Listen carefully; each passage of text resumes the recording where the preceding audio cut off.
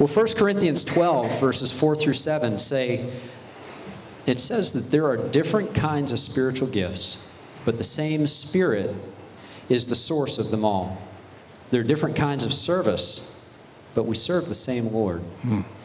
And God works in different ways, but it's the same God who does the work in all of us.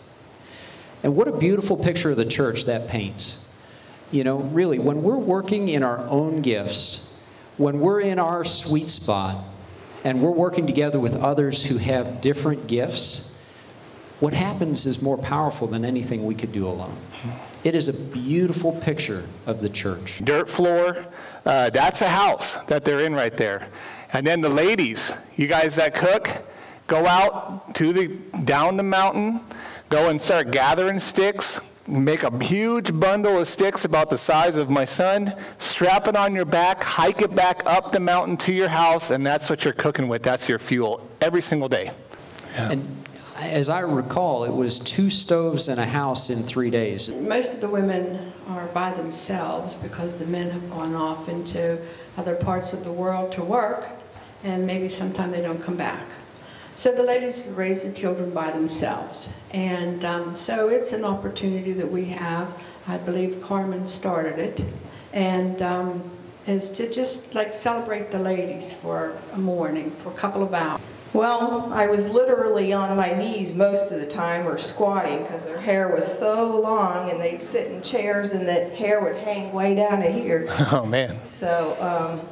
So it was such a privilege to be able to provide a luxury for these people, because they never had professional haircuts, or maybe not even a haircut, I don't know. She was 5, I think, and her mother said she was tired of combing her hair, and it was getting all knotted, and she wanted her hair cut short. So, and Helen was like, blah, blah, blah, blah. You could tell, no, she did not want that hair cut that short, but we cut it that short, and then her mother said this, so we cut her some bangs, and she got nicknamed Dora the Explorer after, so she looked like Dora the Explorer. Look at all of those little kids. That's amazing.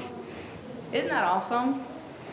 And they all just sit there, and they look, and anything you do, they're doing it.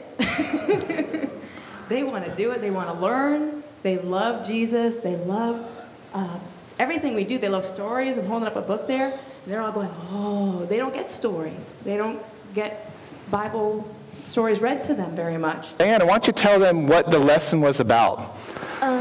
The lesson was about how God changes your heart, just like the kids' VBS, except we related that to a soccer player because that is their main thing.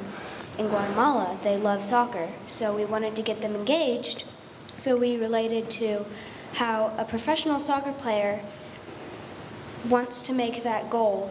God wants to make that goal to change your heart. And William had a chance to do a little bit of that too. How was it like playing soccer with those guys? It was great, yeah. They're good. Did they teach you a lesson? Oh yeah. Yeah, you got. Good they are. Yeah, you got a little muddy. You got a little muddy, but it was really good. He was a trooper through that as well. And what was it like to see some of the stuff? What did you do? Why don't you give William? What did you have a chance to do with the kids?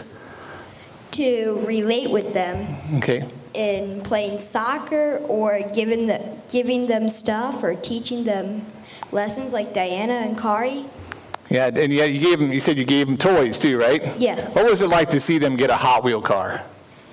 They thought it was like the best thing in the world because they don't have, most kids in Guatemala don't have a chance to have that type of stuff. If I was hungry, you gave me food. I was thirsty, you gave me drink. I was a stranger, and you welcomed me. I was naked, and you clothed me. I was sick, and you visited me. I was in prison, and you came to me. And the righteous will answer him, saying, Lord, when did we see you hungry or feed you, or thirsty and gave you a drink? When did we see you a stranger and welcomed you, or naked and clothed you? When did we see you sick or in prison or to visit you?